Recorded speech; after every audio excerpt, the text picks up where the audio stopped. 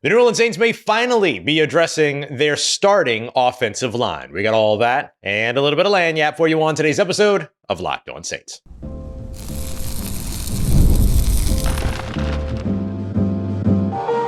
You are Locked On Saints, your daily New Orleans Saints podcast. Part of the Locked On Podcast Network, your team every day. What is good, Who Dat Nation and Who Dat family? I am your host, your friend, Ross Jackson, New Orleans native, your New Orleans Saints expert and credentialed member of the media covering those New Orleans Saints as a Saints beat writer over at LouisianaSports.net and Saints analyst with WWL TV. And on today's episode of Locked On Saints, reinforcing the interior of the defensive line should still be a priority for the New Orleans Saints this offseason. I'll tell you why Shavon, Revel, and Robert McDaniel are two names you're going to want to know when it comes to potentially draftable DBs in this year's draft. And we're going to kick everything off with Dillon Radunz, the New Orleans Saints, bringing him in for a visit. Could they find their next starter? And Radunz, I think so. We got that coming up for you on today's episode. We appreciate you very much, as always, for making us your first listen and for being an everydayer here on the show, which is a proud part of Locked On Podcast Network, your team every day. Today's episode of Locked On Saints brought to you by our friends over at Monarch Money. Head over to monarchmoney.com today. Use the promo code LOCKEDONNFL to get 50% off your first year. The New Orleans Saints may finally be adding another starting caliber offensive lineman this offseason. This is something that we have said which should have been the Saints' top priority in terms of a new face in the building. Top priority in terms of a face to retain, of course, was Paulson Adebo. I think for a lot of folks, Chase Young was in that conversation as well. They got one of those done, not the other, but big thing that they needed to do was get a new face in, a new starter at left guard. They could potentially have that in Dillon Radunz. According to Jeremy Fowler of ESPN, the Saints and Radunz meeting this week on a free agency visit. Radunz had also visited with the Seattle Seahawks. Seahawks, Bengals, Saints, Browns have all been big in the market for offensive linemen. But for the most part, we've seen the Saints focus on depth, bringing back guys like Will Clapp, bringing back a guy like Landon Young, who they re-signed to a one-year deal as well. I think both of those moves are solid moves and give you guys that could potentially step in at any point should you need them to, that can man and provide depth to multiple positions, all that. For instance, I think Will Clapp was an upgrade to Oli Udoh, right? So I think you get that, but you're still looking for that starter at left guard to go with Eric McCoy, to go with Cesar Ruiz, to go with Taliesin Fuanga and Trevor Penning over on the outside. And I think Dillon Radunz could be a good signing to get you towards that. But I'm going to be completely honest and transparent with you. Dillon Radunz is a guy that I've been big on since that 2021 draft class. You'll hear me all the time on this show talk about how, hey, if there's a North Dakota State University offensive lineman, I'm going to watch the tape. Radunz is the reason why. He's the reason why I always invest time in those NDSU offensive linemen this year. Gray Zabel in this year's draft as an example. So before I give you my opinion on Dillon Radunz, which is going to be positive, let's hear from someone that covered him very recently. Our good friend Tyler Rowland from over at Locked On Titans, who gives us a review that's pretty honest, but not so shining. I have been a Dillon Radunz proponent since day one. Since Dillon Radunz was drafted by the Tennessee Titans, I thought he had the opportunity to be a starting level offensive lineman in the NFL. Now, it's a bit of a slow burn with Dillon Radunz because Mike Vrabel hated him personally, and they moved him all around, all of that. But regardless of that, I think Dillon Radunz has turned into a low-level NFL starter. I think he is basically any worse than Dillon Radunz, and you got to upgrade. But Dillon Radunz is just okay enough to be your fifth best starter on your offensive line. Are you willing to accept your starting left guard as your fifth best starter on the offensive line? That's the big question that I come away with when it comes to that clip from Tyler. And I'm going to be honest with you, I kind of am. Because I think your tackles and your center should be your three best. I don't care what order. Typically, your blindside tackle and your center should probably be your two best guys.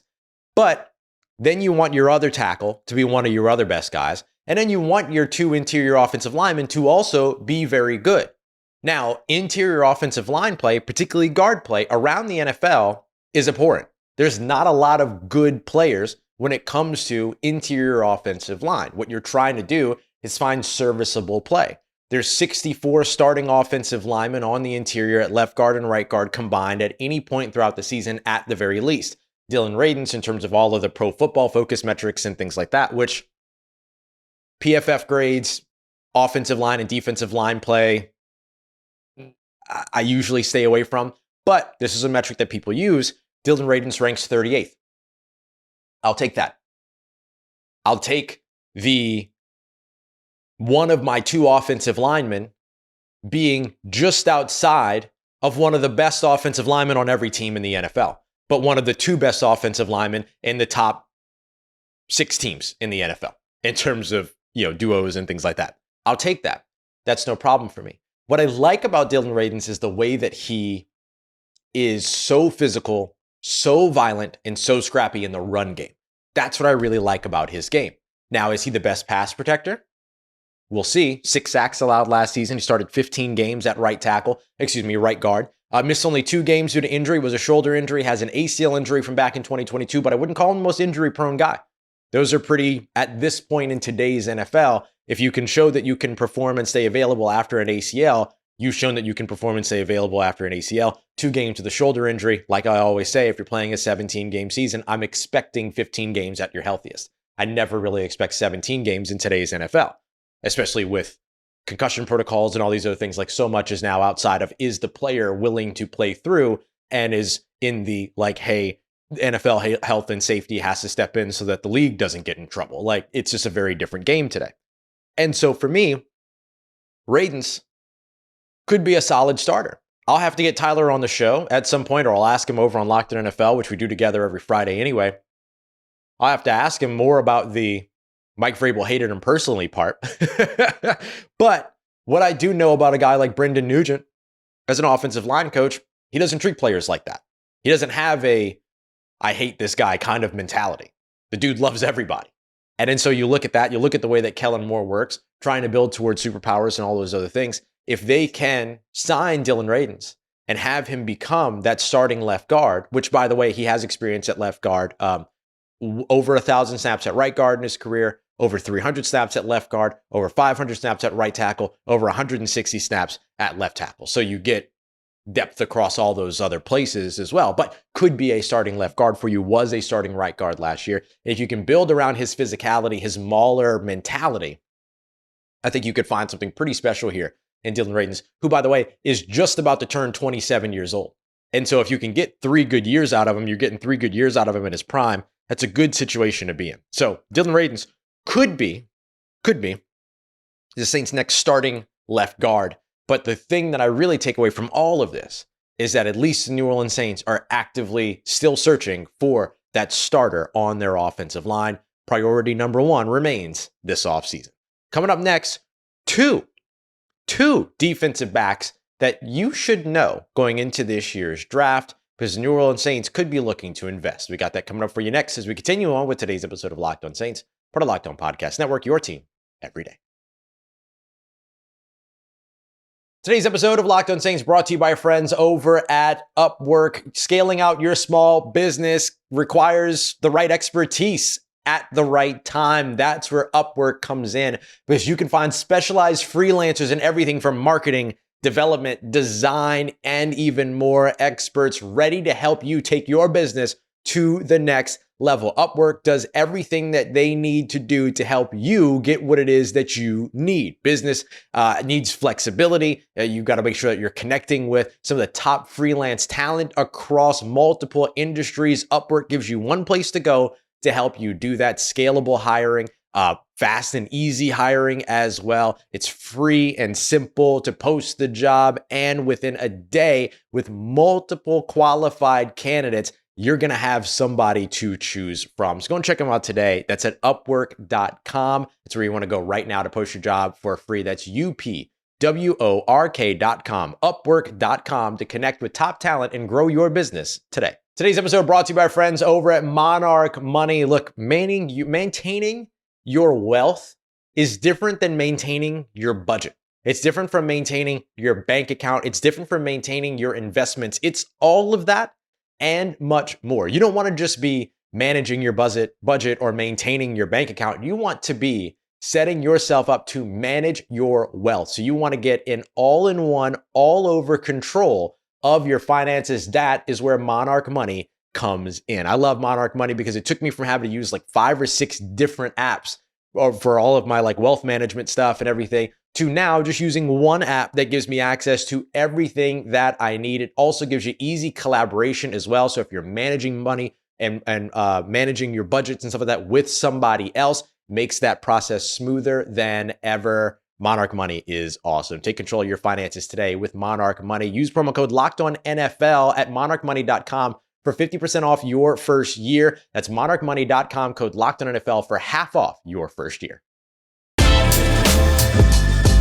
All right, family, 2 big defensive back names that you should know in this year's NFL draft that aren't getting a lot of shine and that are going to be coming from, let's call them quote unquote lower level schools, right? We're not necessarily talking about Power 4 big conference schools here, but I think that these are 2 names that you need to know. Shavon Revel, as well as Robert McDaniel, the defensive back, we'll call him, from Jackson State, previously with Alcorn State as well. I want to dive into a little bit of an analysis on both of these players, where they could be selected, and why they could be fits for the New Orleans Saints. And let's start off with Shavon Revel, East Carolina Pirates, cornerback, 6'2", just under 200 pounds. Did have an ACL injury last year that ended up ending his season early, but everything looks to be headed in the right direction for him. Like we said, if you can come back and show that you can play off of that, then you kind of answer the question. And so far, everything in terms of medical checks and stuff like that are pointing towards him being okay moving forward and being able to get started, maybe by the time that training camp is up and all those other things. It was an early season situation, appeared in just 3 games last year before the injury happened. So that's good news, because that means that there's a lot of time. There was a lot of time for rehab, continue to build on that, all of those other things. During those 3 games, though, allowed just a 38.1% completion percentage. Go back to the 12 games that he played back in 2023, a 61.2 passer rating force. I mean, the dude is just a disruptive player, and he's hyper athletic. He is somebody that kind of specializes in press man coverage, which even in a pattern matching defensive system, you're still going to want to get hands on receivers at the line of scrimmage, because you want to bump them off of their patterns. You want to bump them off of their route concepts, their combinations, things like that. So there's still value for that. Plus, every zone rep eventually turns into man coverage anyway, even if you're not pressing at the line of scrimmage. Can get lost a little bit, and off coverage is a big part of his analysis, but doesn't seem like it's too much for you to be able to say that this is somebody that you want to like stay away from. The dude is physical. He is explosive. He is fast. He is athletic. And he checks all the boxes when it comes to the stature that you want for physical corners in the NFL. And let's not forget that in the NFC South, you still want big physical corners, because you still have big physical wide receivers that you have to match up with. Mike Evans is still in the division. Drake London is still in the division. We'll see what the Carolina Panthers do, but they could be adding another big physical pass catching threat in this year's draft as well. There's a lot of opportunity for those big physical guys to try to pick on less physical guys. And that's why you still continue to build up those physical corners. And Shavon Revel absolutely gives you that. I think one of the big things that you're looking for from him is going to be the medicals, right? How is the ACL? How is his recovery going? How has the rehab process been? The Saints are going to be hosting Shavon Revel on a top 30 visit. Now, remember, top 30 visit is kind of a misnomer in terms of the way that it's referred to. Top 30 is the misleading part. It doesn't actually mean that they view this person as a top 30 player on their like top 200 player big board or whatever, right? I'm just going to use big board as an example. But effectively what it means is 30 different players that you can bring in to either have come to your facility. You could also go and visit players at their facilities as well, but not all of those are considered top 30 visits. And so you bring them to your facility, and then you get an opportunity to have your medical team do checkups with them. You get to have them run drills, run routes. If they're a receiver, if they're doing all these other things, like you get to work with them, introduce them to your coaching staff, show them the facility, all this other stuff. So it gives you an opportunity to get to meet with them. So that becomes really important because Revel didn't participate in the combine. He wasn't at the Senior Bowl, anything like that. And so these top 30 visits are your opportunity to meet with that player. So this upcoming or soon to be or whenever it is going to happen or has happened, top 30 visit with Shavon Revel is going to be really important because it's going to give the Saints a really good indication of where he is in terms of his injury recovery. Remember, New Orleans loves drafting defensive backs in the second round. That's where Revel is expected to go in this year's draft. So if the Saints feel really good about where he is at 23 years old, coming into the league with a lot of experience, massive, maturity, ranks highly on the maturity scale, if you will, and then him fitting in the way that he fits in, especially being somebody that like works well off of blocks, gets involved in the run game just as much as he's involved in the passing game, all those solid pieces while being a strong tackler. Shavon Revel is a guy to know out of East Carolina. So do keep him in mind. Another player that I want to highlight here is going to be very interesting because he probably wouldn't be a day 2 guy. He's probably a day 3 guy. But Robert McDaniel, the Jackson State defensive back, formerly of Alcorn State as well, was really impressive during his time at the HBCU Combine, which took place at the New Orleans Saints training facility in Metairie. So I do want to point that out. They got an up close and personal look at him, but he also met with 16 different teams. He told our good friend Justin Mello from over at the Draft Network. But of those teams, he highlighted a few different teams in terms of, good meetings or good interviews that really stood out to him. And amongst those teams, the Ravens, the Commanders, the Cardinals, and the Saints were all mentioned. Let me give you some of the numbers on him. 4.55 40-yard dash, pretty solid, especially at his size at 6'3", almost 200 pounds. But also coming in with a 38.5-inch vertical leap, 10'8" broad jump. So you're seeing the explosiveness, you see the speed, and he certainly, much like Shavon Revel, packs the size as well. In terms of what he did last year, 48 total tackles in 2024. 30 of those were solo. So solid in terms of that number. 4 passes that he broke up, 3 interceptions, and he also had 3.5 sacks. This is a guy that didn't just play corner, but can play safety as well. And if you think about what the Saints need in terms of what they might be interested in their secondary, continuing to invest on a possible starting corner, that's going to be something that they could potentially look to do. And investing in their future at safety, something they could potentially look to do as well. So not only could the Saints be interested in either one of these guys, they could be interested in and even draft both of these guys because they could end up at different positions. So just a pair of names to know. This goes in addition to guys like Trey Amos, of Ole Miss. In addition to a guy like Dorian Porter from over with Iowa State and others.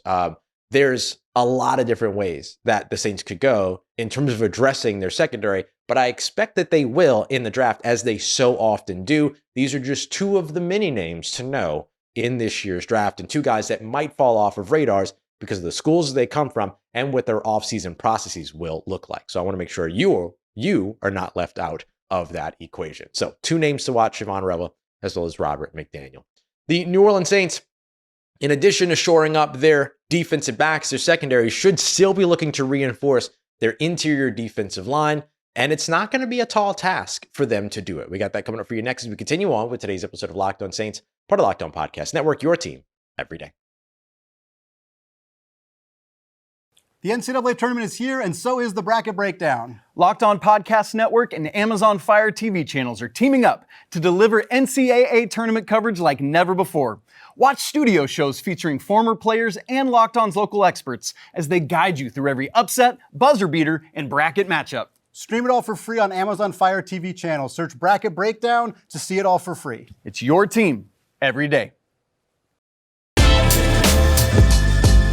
Let's get it, Who Dat Nation. The New Orleans Saints should absolutely still be interested in reinforcing their interior defensive line, not only because it will help them in 2025, but because it will establish their future at the position beyond. I think the Saints should still look to invest in interior defensive line in this year's draft. I love going out there and sending next year's 7th round pick to the New England Patriots to bring a Devon Godshaw back who can help you on the interior, who can also move out to 3-4 defensive end, a guy that defensive coordinator Brandon Staley has had on his list and on his mind for a while. Devon Godshaw sharing a story with Matt Moscona on After Further Review, where he mentioned that Brandon Staley told him that back in 2023, when Staley and Kellen Moore were on their flight headed to the New England Patriots, headed to Massachusetts to play against the Patriots, one of the things that Staley said was, we're crazy if we think we're going to be able to run against this team, especially with 92 in the middle, 92 being Devon Godshaw. The Los Angeles Chargers, who both Moore and Staley were with during that time, were starting a backup center at that point. So we'll see where things head with, how Devon Godshaw gets utilized, but I do think that he'll be a good addition to the New Orleans Saints defensive line. The big thing here, though, is that he's the only addition to the New Orleans Saints defensive line, along with Jonah Williams. And so could the Saints continue to invest in this position? Yes. And should they continue to invest in this position? 100% absolutely, because not only are you trying to make yourself better in 2025, you're trying to get yourself ready for 2026, where you could see departures for guys like Colin Saunders, as well as Nathan Shepard and more. And so with that, I do think that this year's NFL draft provides you an opportunity to bring in young talent, even if you're just holding them back, kind of guys like, not holding them back, but, developing them in the background, kind of like Christian Boyd, who I think could have a nice role in Brandon Staley's defense as well. But I think investing in the position could make a lot of sense. The best case scenario for the Saints when it comes to investing in the interior defensive line would be if Mason Graham, the defensive tackle, out of Michigan, were to fall to 9. Now, do I think that the Saints would select him? It depends on who else is on the board. But if they were to select him, it would be a solid selection. And you get a top 5 player that falls to you at 9, you absolutely take that. And then a guy like Mason Graham, who kind of pairs well / also kind of replicates, kind of fits the same role as a Brian Brzee. Those two guys could be massive for you as pass rushers on the interior, but you're still hoping to see your run defense take steps forward. So in terms of finding ways for the run defense to take steps forward, there are other ways to go. There's another Michigan defensive lineman, defensive tackle, in Kenneth Grant, who comes in at 6'3", 339 pounds. Yeah, he's big. And he's a guy that could absolutely help you. A run stop rate of 7.9%. Solid player when it comes to that area. Somebody that could potentially make it out of the first round just based on his position. But otherwise might be off the board by the time you circle around to pick 40. You could have dream scenarios like a Walter Nolan falling to you at 40, a Derek Harmon falling to you at 40. But I don't know if those are going to necessarily be the most realistic situations. So instead, you're looking at other names. Why not the Ohio State to New Orleans pipeline again in Tyliek Williams, right? Tyliek Williams, a guy comes in 6'3", 320 plus pounds, 330 pounds is typically where he plays. He's a guy that doesn't really bring you a lot of pass rush ability, but is somebody that absolutely helps you hold the line of scrimmage, does not get walked back, anchors well, does not get moved off the line, and can help you out when it comes to the run game, being a numbers changer, creating one-on-one opportunities, being a run stopper, all of that. So definitely a player that makes a lot of sense there. Another one that I really like that doesn't get talked about very often is CJ West. He's a defensive tackle from Indiana, comes in at around 6'1", 300 plus pounds, typically plays around 315, and so far as we know from his time with Indiana, with the Hoosiers. But what I like is that he contributes for you as a pass rusher in a way that's very surprising, but is so good in the run game. Just as one of these guys that consistently has his eyes up, isn't bothered by the offensive lineman that's in front of him, is able to work off of blocks, even though he comes in lengthwise a little bit, shorter in terms of what you'd like, with 31.5-inch arms and all that. It doesn't seem to bother him very much. He comes in ranked below the 10th percentile, according to Pro Football Focus, in arm length as well as height. But honestly, it doesn't seem to impact his play in a negative way. He does a very good job of keeping distance, winning leverage, moving guys off of him, shedding blocks, keeping his eyes up, being able to step into rushing lanes and cut off different rushing attempts and things like that. So I don't know. He's an interesting one. He might fit 4-3 better than he fits 3-4. So that might kind of rule him out a little bit, but I still think you're going to see a lot of 4-man fronts for the New Orleans Saints. So a guy like CJ West out of Indiana, not necessarily the worst case scenario for the New Orleans Saints. And that's the thing about this year's draft class. I can keep going. I haven't even gotten to guys like Alfred Collins, Joshua Farmer out of Florida State, Jordan Phillips out of Maryland, Deion Walker, one of my favorite players in this entire draft class out of Kentucky. Didn't even name him yet. And that's before we even get to guys like Jamari Caldwell out of Oregon, JJ Pegues out of Mississippi, Riley Mills out of Notre Dame, the Saints will have every opportunity available to them to continue to address and reinforce the interior of their defensive line in this year's draft. And I have no doubts about that. Listen, JJ Pegues is one that I really like coming out of Ole Miss. I think that he's somebody that has kind of picked up steam, but he's picked up steam for the wrong reasons. Not that he's done anything wrong. He's been awesome. And he's somebody that was like a former Auburn Tiger that was considered a team leader, transferred to Ole Miss. When Ole Miss and Auburn played against one another, every Auburn player went to go and say hi to JJ Pegues. Like, just that kind of magnanimous leadership quality, personality, all those other things. Maybe also one of my favorite players in this draft. But one of the reasons why he's picking up so much steam is because of the fact that they had him doing some running back drills, some fullback drills, stuff like that during the combine. I'm not distracted by that. I think JJ Pegues is going to be a very good interior defensive lineman in the NFL, period. And if you can go ahead and get him something and have him be fun on the offensive side, sure, use those opportunities where you get them, a la Colin Saunders. We know how fun the gumbo package was, as we like to call it here, but this is not, that's not the story of JJ Pegues. Like, he could be a guy that comes in and helps to revamp your defensive line. And so the Saints will have every opportunity available to them in this year's NFL draft. It kind of feels like tight end, running back, defensive tackle are three positions that you just kind of draft in this draft, that you can just kind of take in this draft because the groups are so deep and the positions, like the players are so good at the position. And I think defensive tackle is one that the Saints not only could just take late, but should take at some point during the 2025 NFL draft to continue to build not just for 2025, but again, for their future beyond that. All right, y'all, we appreciate you very much for being here. Hope you enjoyed today's episode. We'll be back with another episode for you tomorrow as we continue on 7 days a week. Episodes on Saturday and Sunday usually come out later on in the afternoon than these that come out kind of early afternoon, around noonish on Monday through Friday. So just a heads up and a reminder about that. But if I can get it done a little bit earlier, then I will. But we appreciate you very much for being here and look forward to seeing you here again tomorrow. Thank you. Make it a part of your day, part of your routine, for saying yes to me on the show. As always, if you see me, please say hi. And if you need anything else around your New Orleans Saints in between these episodes, make sure you follow me on your favorite social media at Ross Jackson, NOLA. Hit me up. Let me know how the family's doing. Let me know how you're living. Let me know how your mom and them. At Trusty That Nation, I'll holla at you.